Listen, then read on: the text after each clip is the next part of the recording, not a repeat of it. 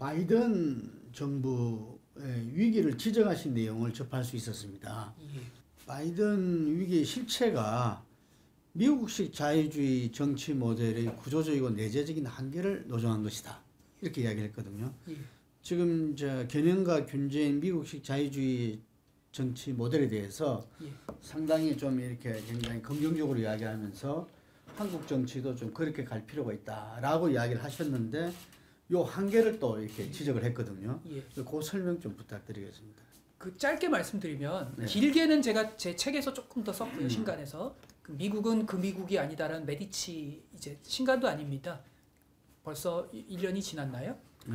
이제 제가 하도 한국에서 미국을 옛날 미국을 바라보듯이 미국 내와 해외에서 그렇게 보니까 제가 그게 너무 안타까워서 당신들이 아는 미국은 전혀 다른 미국이다. 지금 미국은. 그래서 거기서 조금 더 자세히 설명을 했고요. 저는 미국의 건국의 시초들을 존경하는데요. 그들이 만들어 놓은 자유주의적 민주주의 시스템이 이제는 작동이 안 된다고 생각합니다.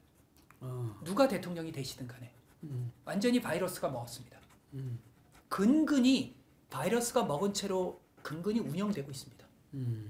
국내적으로도 견제와 균형의 시스템이 이제 일그러져서요. 선과 악의 절대적 대결입니다. 지금은. 심지어 미국의 지식인들 중에 일부는 그 트럼프가 다시 당선되면 전체주의로 간다라고까지 걱정합니다. 미국 역사상 전체주의 정부로 이행한다라는 걱정을 했던 시대는 없었잖아요. 그 정도입니다. 지금 미국은. 새로운 대통령이 어떤 새로운 아젠다를 하고 싶어도 선과 악의 대결 속에서는 계속 전국이 마비되고 그래서 후쿠야마가 한때 말했던 비토크라시, 거부권 정치가 만연한 결국은 바이든 대통령께서 프랭클린 루즈벨트적인 걸 해보고 싶으시다라는 게 진심이셨는데 지금 못합니다.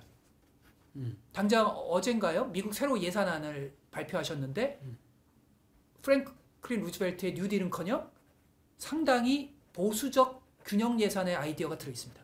우크라이나 침공으로 인플레이션이나 국제 정세도 물론 바뀌었지만 통과될 리가 없거든요. 그런 어떤 미국 국내 정치도 마비가 돼 있고요. 그 다음에 국제적으로도 미국이 더 이상 세계를 자유주의 질서를 이제 과감하게 주도할 수 있는 제국이 아닙니다. 그래서 바이든 행정부가 들어선 다음에 미국의 진보적인 분들, 한국의 진보적인 분들이 이거는 트럼피즘에서 연속성은 아니야? 라고 이야기하는 게 일리가 있는 거죠. 그래서 저는 미국이 국내적 기반도 무너졌고요. 그것이 외교 안보에서도 그대로 나타난다. 미국의 외교 안보와 국내 정치는 이제 하나입니다. 오늘날 포린 어페어 그 매거진을 보시면요. 외교 안보 기관지인데 국내 정치의 오작동에 대한 글들이 너무 많습니다. 그래서 사실은 바이든 대통령께서 이러한 어떤 난국 속에서 어떻게 보면은 미국도 낡은 것은 사라지는데 새로운 것이 안 나타난 상황입니다. 그래서 이행기의 대통령이십니다. 과도기, 이행기를 근근히 관리해 나가시는 대통령님이십니다.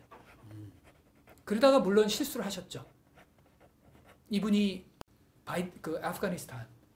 아프가니스탄의 이슈가 그간의 그 조지 W 부시서부터 지금까지 누적되어 오면서 얼마나 이 이슈가 복잡하고 망가졌는가를 펜타곤 페이퍼만 읽으셔도 이해하셨을 텐데 이걸 이해하시지 못하고 기대치를 올려놓으셨죠.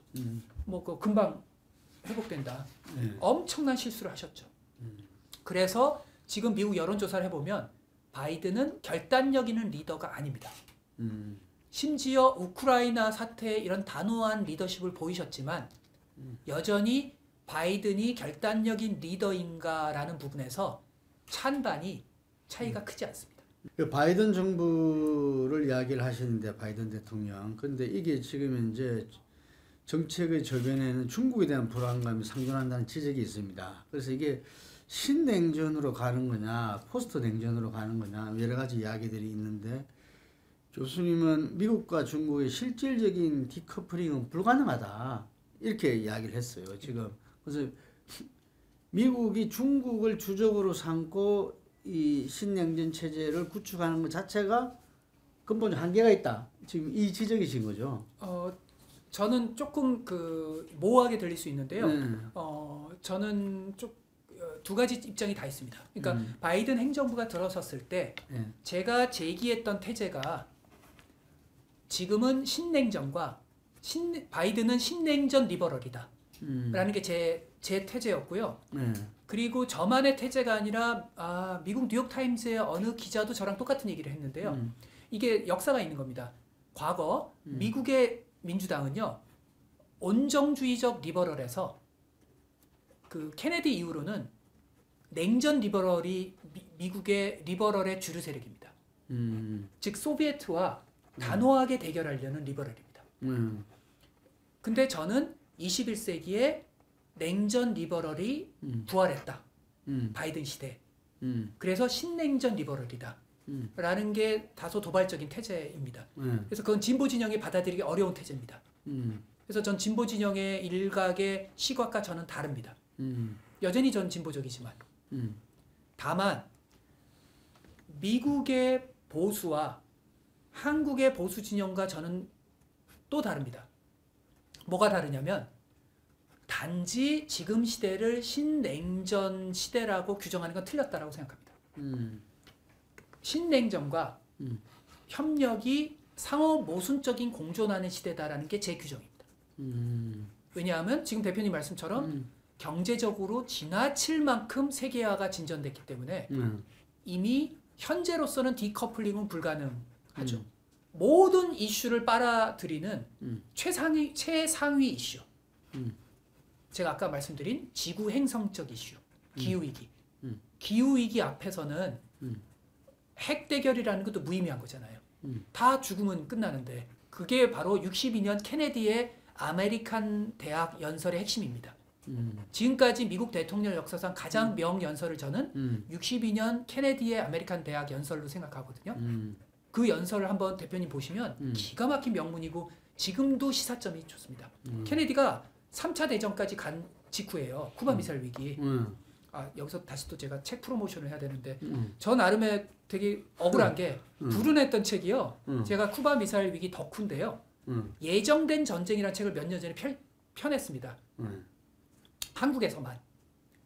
거기서 한국 진보와 보수를 비판한 겁니다. 즉 한국의 리버럴들이 나이브해서는 안 된다.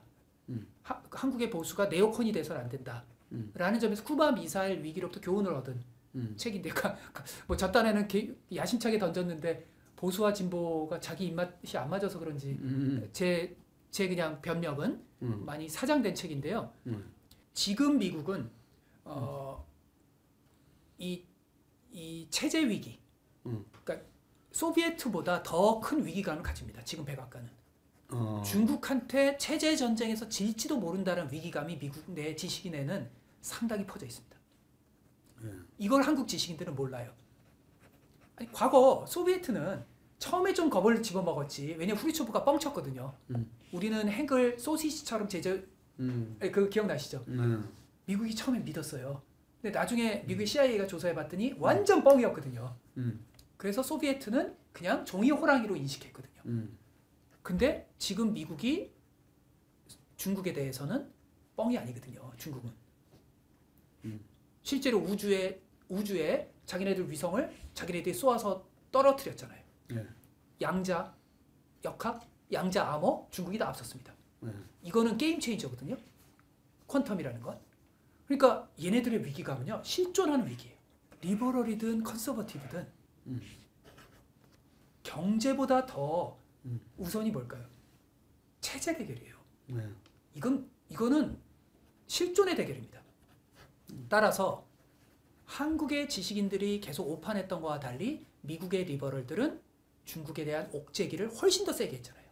심지어 러시아 보세요. 미국의 일부 그 평론가들도 틀렸잖아요. 스위프트 제재? 이거 우리 자유민주주의 지형에 일부 손해를 끼치는 거잖아요. 그러니까 잘 못할 거다라고 예측했던 사람은 맞았나요? 틀렸나요? 틀렸어요. 왜냐하면 독일도 메르켈 시대와 지금 시대는 완전히 다릅니다. 지금 시대의 독일의 리더들은요. 지금 시대 미국의 리더들은 보수냐 진보냐를 떠나서 공통의 자유주의를 지켜야 된다라는 차원의 이슈로 변화된 거예요. 그런 점에서 지금 신냉전적 측면을 우리가 무시하면 우리는 나중에 굉장히 위험한 상황에 봉착할 수 있습니다. 미국으로부터 따돌림을 당할 수 있는 상황이 생기는 거죠. 근데 한국의 네오콘들처럼 그리고 윤 당선인 주변의 사람들처럼 무조건 미국과 중국 사이에 대결만 있다고 생각하면 그럼 우리가 그 속에서 틈새를 만들어 나가지 못하고 더 위험한 상황, 전쟁 상황까지 갈 수도 있는 거죠. 그 점에서 우리는 한 번도 해보지 못한 고개를 펼쳐야 되는 노련한 퍼펙트 스톰을 헤쳐나가는 선장. 과거 돌아가신 노회찬 선배가 그 한국의 좌파들한테 그 어떤 조언했던 게 노련한 선장이 돼야 된다라고 했는데 저는 그것이 한국의 모든 지식인과 모든 정부한테 해야 될 얘기일 것 같아요. 우리는 이제 퍼펙트 스톰을 헤쳐나가야 됩니다. 지금까지의 정부는 되게 편했습니다. 문재인 행정부도 편했고요. 지금까지 정부는 진짜 편했습니다. 근데 이제는 조금 지나치게 한미동맹으로 기울어지면 지나치게 중국을 견제하면 나중에 양안관계 연루되면 어떡할 거예요. 만약 양안관계가 연루돼서 중국이 대만을 침공하는 일이 발생하면 북한은 일정한 역할을 해야 되고요. 우리도 평택에 있는 주한미군 우리가 통제할 수 없거든요. 그러면 무시무시한 상황 갈 수 있잖아요. 다행히 우크라이나 침공의 아이러니한 교훈이 시진핑이 이거 만만치 않은데? 라는 교훈을 얻은 거잖아요. 소위 말하는 자유민주주의 체제가 종이 호랑이인 줄 알았는데 이게 이렇게 만만한 체제가 아니라는 걸 깨달은 거죠. 그런 점에서는 다행이죠. 하지만 중국과 러시아의 공통점을 국제정치학자들이 이해해야 됩니다. 이 사람들은요. 자신들의 강대국 지위를 보장받고 싶어 합니다. 그게 이번 푸틴의 오버의 핵심입니다. 그런 점에서 한반도는 네오콘적으로 가면 위험하고 그렇다고 과거 문재인 행정부가 가졌던 안미경중 전략적 모호성 태제로 갈 수도 없고 그렇게 가면 자유민주주의 체제로부터 보호받지 못하고요. 그러니까 굉장히 한 번도 해보지 못한 서희 같은 외교를 해야 되는 상황입니다. 전 그래서 윤 당선인이 제일 먼저 해야 될 이슈들 중에 하나가 이번 인수위에서는 실수하셨어요. 인수위에서는 강경파 외교안보 강경파들만 등용했어요. 아니 그게 의외더라고. 그 이명박 정부에서 그 누구죠? 김태효. 그게 김태호 같은 친구가 당시에 이렇게 오이사라든지 이런 것도 주도하고. 그러니까 제가 뭐 오해 소지가 있어서 말씀드리면 김태효 교수와 김성환 교수는 학자로서 굉장히 내공이 뛰어난 학자들입니다. 아 그래요? 그러나 그리고 그분들의 시각에 일리가 있어요. 근데 그 항상 진보 대통령이든 보수 대통령이든 한국의 한반도라는 위치는 제국이 아니거든요. 그러면 특정 시각보다는 다양한 시각들을 놓고서 서로 찬반을 대립시키고 그 속에서 적절한 새로운 옵션을 발견하는 것. 그게 대통령의 가장 중요한 리더십입니다. 한국의 대통령제의 원형인 미국의 대통령 중에서 그걸 제일 잘했던 게 존 F 케네디입니다. 존 F 케네디가 그렇게 해서 쿠바 미사일 위기를 돌파했습니다. 비둘기파 매파를 경쟁시키면서. 근데 지금 윤석열 당선인 주변에는 매파만 있잖아요. 그래서 이번은 뭐 그렇다 하더라도 조각을 하실 때 청와대 NSC 그리고 통일부 장관, 통일부 장관과 외무부 장관, 그리고 NSC 사무처장, 그 다음에 그거 만드실 때는 철저하게 존 F 케네디적인 그 균형의 조각을 하셔야 돼요. 이거 잘못하면 94년 YS와 빌 클린턴 대립의 상황이 100% 벌어집니다. 2018년도 평화올림픽 이후에서 상당히 국민들한테 평화의 시대에 대한 열망이 굉장히 높아졌는데 아시다시피 그 북이 대선 이후에 ICBM을 발사함에 따라서 모라토리움이 이제 깨졌잖아요. 그래서 그 이후에 전개되는 야 이게 또다시 이 MB 박근혜 때처럼 정쟁 위기를 걱정해야 되나 이런 것도 있고 또 그때하고 다른 점이 그때하고는 달리 북의 핵은 이미 고도화되었다. 이런 이제 지적도 하고 있거든요. 그래서 여기에서는 이제 윤석열 당선자 같은 경우는 어쨌든 한미동맹을 주구장창 중심으로 해서 이 문제를 풀어나가겠다. 지금 느슨해진 한미 동맹을 더욱더 이렇게 그 중심으로 세우고 예. 한미일 이렇게 삼각 동맹 체제 예. 어찌 보면 이 신냉전 구도로 예. 가겠다고 느껴지거든요. 그렇습니다. 그렇습니다. 신냉전 우파입니다. 그렇습니다. 그죠? 예. 이거 어떻게 보십니까? 굉장히 위험합니다. 저는 아주 걱정이 많습니다. 바이든 행정부가 북한 문제에 집중하기가 어렵습니다. 왜냐하면 너무 엄청난 과제들이 지금 산적해 있기 때문에요.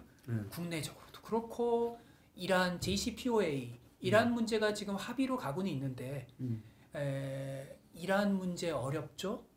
그 다음에 저 러시아 우크라이나 침공 문제 그저 후폭풍 도 어렵죠. 저 그 이후에 만약 잘 해결된다 하더라도 저거는 시작에 불과하거든요. 어렵고 근데 이란 문제는요 핵을 고도화하기 이전의 이슈잖아요. 근데 말씀처럼 핵은 완전히 고도화됐어요. 그런 점에서 이제는 진보적 인사들도 우리가 잘 패키지를 짜면 북한이 핵을 포기하게 할 수 있다라는 말을 옛날처럼 할 수가 없는 상황이죠. 그러니까. 예. 그리고 김정은은 하노이의 굴욕, 하노이에서 다시 한번 뼈저리게 이 인간은 깨달은 거잖아요. 아, 미국은 국내 정치적 이슈의 자장이 너무 강하구나. 국내 정치적 이슈의 판단이 엄청나구나. 그리고 정권이 바뀔 때마다 널뛰기로 바뀔 수 있구나. 특정 대통령이랑 합의해봐야 무의미하구나. 라는 게 그 다음에 문재인 대통령 한국의 어떤 중재자 역할이 문제가 있구나라는 게 김정은의 판단이잖아요. 그러면 우리 중재자 입장도 위축됐고 바이든은 전략적 인내는 아니지만 그에 가까운 상황이고 그리고 미국의 리버럴도 제재에 대한 신화 같은 믿음이 있습니다. 이거는 초당적 믿음입니다. 제재를 일시적으로 물리면 계속 불량 국가한테 끌려간다라는 신화적 믿음입니다. 그런 점에서 한국이 이거를 강압 일변도, 네오컨스럽게 강압 일변도로 미국과 굳건히 손잡고 계속 문을 닫아 걸고 압박하면 북한이 굴복할 상황이 만들어질 수도 있다? 그건 천진난만한 생각입니다. 윤석열 당선인이 해야 될 일은 과거 김대중 당선인이 했던 일과 같은 거죠. 사람들의 예상을 뛰어넘는 중도적 인물을 통일부 장관으로 그리고 NSC에 그래서 강압과 그리고 이 어떤 인게이지먼트 이것의 적절한 배합을 한국의 민주당 일각에서 동의할 수 있는 수준의 새로운 중도적 해법을 이제 만들어서 그걸 가지고 미국을 설득하고 그래서 그거를 초당적으로 주도하지 않은 상태로 본인 주변에 참모진 가지고 한다? 굉장히 위험합니다. 그때 DJ 때 누구였죠? 강인덕. 강인덕. 그러니까. 예, 황당, 그러니까 아주 충격적인 거 아닙니까? 세상에 강인덕 그분은 완전히 보수인데. 이게 여러 면에서 좀 그 윤석열 정부가 지금 뒤에 서비스에 놓은 게 국민의 뜻에 따른 뭐 통합 정부를 만들겠습니다 이렇게 있는데 국내 정치도 그렇고 외교 안보도 그렇고 이 또 본인의 시대적인 어떤 소명도 그렇고 이게 국민 통합 정부를 어떻게 제대로 해내느냐가 국회 문제도 그렇고 그죠? 네. 관건이 되리라 보는데 요즘 다시 등장을 하고 있어요. 윤핵관이라는 이야기들이. 예. 근데 그 윤핵관을 들어보면은 실제로 윤석열 예. 그 당선인한테는 예. 그때 대목에서 굉장히 필요했던 사람들이었고 예. 그러니까 그 신뢰가 그만큼 갈 수밖에 없겠다. 예. 이런 생각 들어요. 이 권성동 전 사무총장의 이야기는 상당히 본인이 그 인수위원장도 아니고 그러면서 그냥 뭐 그 옛날 노무현이 그 정치적 스승이라 했던 예. 김원기 의장이라든지 이런 사람도 그렇게 안 했잖아요. 이게 예. 대통령 당선인한테 모든 것을 그럼요, 갖다가 그럼요. 함부로 그런 인사에 관한 이야기라든지 이런 것들은 일체 그걸 안 했었는데 그럼요. 그게 감사합니다. 굉장히 이제 풀어져 있는 것 같아요. 그럼요. 오히려 뭐 권성동은 오히려는 자기보다도 더 높은 사람 아닌가 뭐 이런 거의 멘토. 예. 그게 이제 뭐 매력일 수도 있겠지만 그래서 초기에 우리가 그걸 다 겪었잖아요. chấp根 정치를 상김시대에. 예. 그리고 노무현 문재인 오면서도 또 그런 이야기들이 계속 있었고 그랬는데 그 부분 극복은 이 어떤 방향으로 될까? 자기들은 뭐 국회로 다 돌아가겠다고 이야기하는 것 같아요. 예. 어떻게 보십니까? 저는 좀 회의적입니다. 그러니까 윤석열 당선인이 워크샵 모두 발언으로 실용주의. 제가 그 점에 되게 긍정적으로 평가를 하지만 제 말 속에는 뼈가 있는 게 과연 그거를 스스로 이해했을까 자기 말을. 그 말을 이해했다면 실용주의라는 건 레토릭으로 되는 게 아니라 구체적인 발걸음으로 나타나야 되잖아요. 제가 윤석열 당선인은 비서실장 임명과 그 다음에 청와대 핵심 일부 핵심을 충격적인 인물을 기용하겠어요. 그러니까 지금 윤석열 당선인이 가장 벤치마킹해야 될 사람은 레이건 대통령입니다. 한국과 미국 내에서 진보들한테 잘못 알려져 있는데 레이건이 마치 뭐 강경 우파의 상징이고 뭐 무능하고 이렇게 잘못 알려져 있는데 레이건은 되게 흥미로운 분이십니다. 그 측면과 실용주의가 오히려 한때는 실용주의가 더 앞섰던 분이십니다. 그래서 레이건이 당선됐을 때 윤핵관처럼 레핵관이라 그래야 되네. 그게 캘리포니아 사단들이거든요. 뭐 클린턴의 알칸소 사단 이게 사실은 제일 새로 국정 운영할 때 부담되는 거 아닙니까? 놀랍게도 레핵관을 임명한 게 아니라 비서실장으로 가장 레핵관들이 증오하는 상징을 임명했어요. 제임스 베이커. 즉 레이건과 같은 경제통일적인 사람. 아웃사이더 아마추어들이 싫어하는 딥스테이트의 상징입니다. 짐 베이커는 워싱턴 인사이더의 핵심입니다. 주류 중에 주류.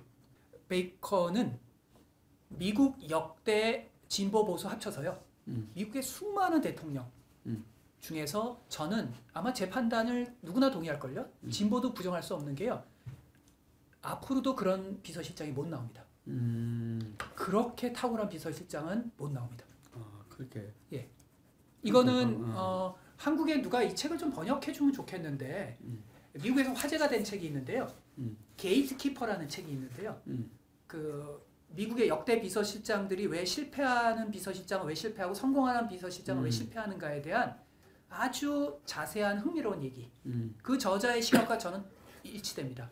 그리고 제임스 베이커에 대한 어떤 그 전기 같은 책도 미국에 나와 있는데요. 당선인이 영어를 잘하신다면 유일하게 읽어야 될 책이 그 책입니다. 그래서 제임스 베이커는요. 레이건이 가지는 그러한 어떤 아마추어리즘 그리고 강경 우파적인 성향들을 완화시켜서 실용주의적 국정 운영을 합니다.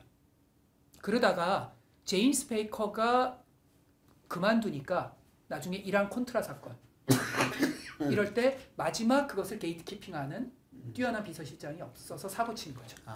그래서 윤석열 당선인은 앞으로 굉장히 큰 사고를 칠 가능성들이 있어요.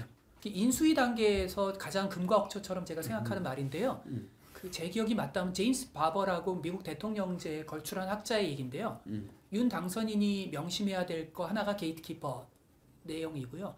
또 하나가 캠페인과 국정 운영의 근육이 전혀 다르다라는 거. 그래서 바버는 뭐에 비유하냐면 예를 들어서 캠페인이 축구라면 뭐 미국이니까 미식 축구 같은 거겠죠. 미식 축구라면 국정 운영은 수중 발레 같은 거다. 전혀 사용하는 근육이 다르죠. 근데 흔히 미국에도 아마추어들이 당선되잖아요. 내각제가 아니니까. 그럼 사람들이 캠페인에서 자기가 잘했던 특성, 근육 이것이 국정 운영에서 잘 발휘될 줄 알아요. 전혀 다른 근육이라는 점에서 미국이나 윤 당선인이나 인수위 단계 때 이미 위기는 시작되는 거죠. 근육의 변화를 이해하지 못하니까. 알겠습니다. 오늘 장시간 인터뷰 감사드리고요. 우리 시대가 요구하는 이 나가야 될 방향과 그것을 어떻게 정치 주체들이 꾸려 나가야 될 건가에 대해서 뭐 이 여야 모두에게 큰 어떤 이 일감을 줬다고 생각하고요. 특히 윤석열 당선인이 이게 온 절호의 기회를 찬스를 갖다가 어떻게 꾸려내야 되는가에 대해서 좀 이야기를 해주셨습니다. 저희 또 윤석열 당선인 척에 윤핵관을 포함해서 전달될 수 있도록 예, 제가 해보겠습니다. 하여튼 오늘 인터뷰 이것으로 마치겠습니다. 감사합니다. 네, 감사합니다.